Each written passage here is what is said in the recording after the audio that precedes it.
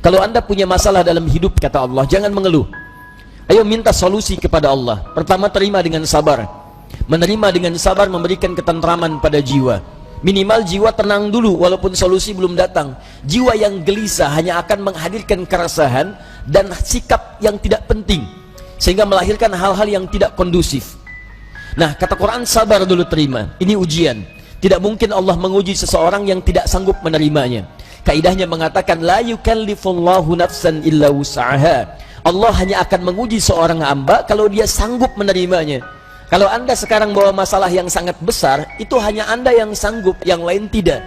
Makanya Anda yang diuji, bukan orang lain. Terima dengan sabar, ada pahala di dalamnya. Bukankah Anda ingin dekat dengan Allah? Dekat dengan Allah itu kuncinya kesabaran. Karena itu Allah firmankan, innallaha ma'as sabirin. Quran surah kedua ayat 153. Sabar itu adalah kalimat pembuka ucapan selamat dari malaikat ketika menyambut para ahli surga. Bukankah Anda ingin masuk surga? Maka di Quran surah ke-13 ayat ke-24, malaikat disebutkan dalam Quran menyambut ahli surga pertama kali dengan kalimat sabar. Salamun alaikum bima sabartum fa ni'ma uqbaddar. Selamat ya, Anda sabar saat di dunia. Sabar. Dengan sabar ini Anda bisa masuk surga. Silahkan nikmati tempat yang belum pernah Anda nikmati dan rasakan sebelumnya. Sabar. Dan sabar itu selalu bersanding dengan ujian. Quran surah kedua Al-Baqarah ayat 155. Ya, walanabluwannakum bisyai'in minal khauf wal ju' wa naqsin minal amwal wal anfus wath thamarat wa basyiris sabirin. Setiap yang hidup akan kami uji dengan berbagai persoalan kehidupan, bukan untuk membebani, kata Allah, tapi meningkatkan kualitas kehidupan. Sebab seorang yang tidak diuji tidak akan ketahuan peningkatan kualitas hidupnya. Anak SD yang tidak ujian sulit bagaimana mengukur kapasitas ilmunya untuk layak masuk SMP. Anak SMP yang tidak ikut ujian sulit diukur apakah kualitas keilmuannya bisa nggak masuk dia ke SMA. Demikian dalam hidup, ketika kita diuji, hakikatnya Allah ingin meningkatkan kualitas kehidupan, bukan ingin membebani hidup kita menjadi banyak dengan persoalan. Ada yang gelisah, kata Quran. Ada yang kemudian berkurang harta benda.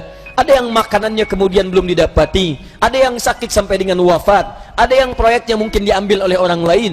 Tapi kata Allah, berbahagialah ketika Anda diuji dengan itu semua. Hal yang Anda lakukan pertama kali adalah sabar. Wa basyiris sabirin, sabar. Tapi yang paling menarik, sabar itu tidak mudah. Tapi ada yang lebih susah dibandingkan dengan sabar, yaitu khusyuk. Khusyuk.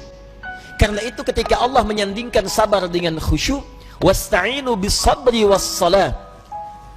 Jika Anda punya masalah, terima dulu dengan sabar, minta tolong lewat salat.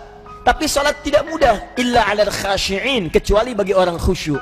Khusyuk lebih sulit dibandingkan dengan sabar. Ketika Allah sandingkan antara sabar dengan khusyuk dalam salat, maka kata gantinya hanya menunjuk kepada salat. Wa innaha, bukan wa innahu.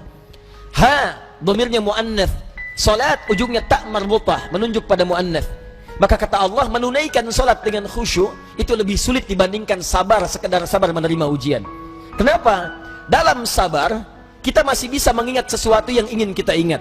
Dalam salat yang tidak ingin Anda ingat bisa diingat. Silahkan cek Abu Dawud nomor hadis 857. Ketika Anda bertakbir mengucapkan Allahu Akbar, disitulah kata Nabi, setan akan membisikkan pada jiwa Anda, uzkur kada, uzkur kada. Ibu kalau belum takbir, Bu, biasa aja. Tapi begitu ibu mengucapkan Allahu Akbar, kata Nabi, setan di situ mulai bekerja. Ingat ini ya, ingat itu ya. Gak percaya silahkan nanti zuhur, Bu. Begitu ibu takbir, handphone, ingat WhatsApp belum dibalas, miss call belum dijawab, entah itu khairayara atau miss call syarayara. Mesti ingat tuh. Bahkan kata-kata saya ini ibu akan ingat tuh. Begitu ibu takbir, mulai bekerja. Ingat ya, kata Ustaz Adi, setan akan bisikin tuh. Itu setan, Bu, bukan saya. Muncul dia. Ya, hatta la yash'ural musalli kam rak'atan yusalli. Sampai-sampai orang sholat, kata Nabi nih, kalau Nabi bicara pasti akan terbukti. Sampai-sampai orang sholat ada yang tidak sadar berapa rakaat sedang menunaikan sholatnya.